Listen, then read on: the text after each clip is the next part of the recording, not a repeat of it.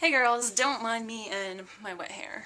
I love the way you hold me. I love the way you hold me. I love the way you hold me. So it is Monday and it is time for a new topic, and it's Amy's topic this week, and she wanted to know if we had a memory box, what would we fill it with, or what do we fill it with? And I hope that I'm really understanding the idea behind this memory box, because I think I have exactly what you're talking about.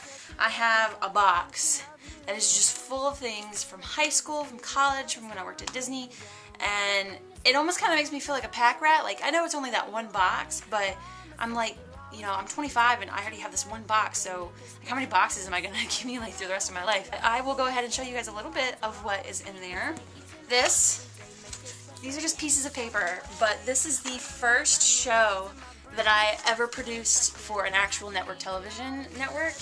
It was September of 2008. It was my first solo producing job, and so I've got everything in here, the scripts, what I wrote. It's probably really childish in comparison to what I do now, but I wanted to keep it, and I also have a DVD of it somewhere. So this is a sash that I wore in a play.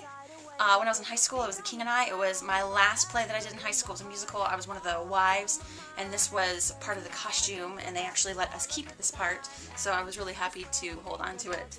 These are the flowers that I held.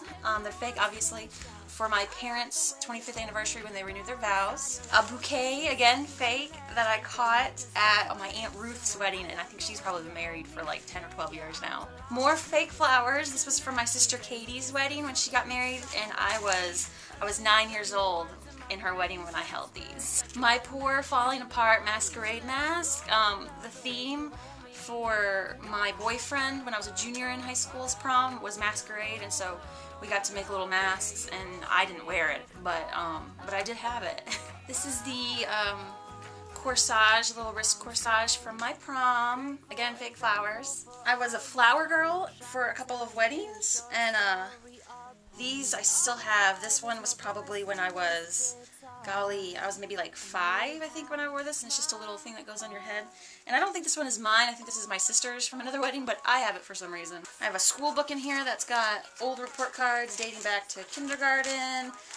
There's a ton of stuff in here, like old yearbooks and books of music from when I sang in choir and when I did band. I have an oboe in here.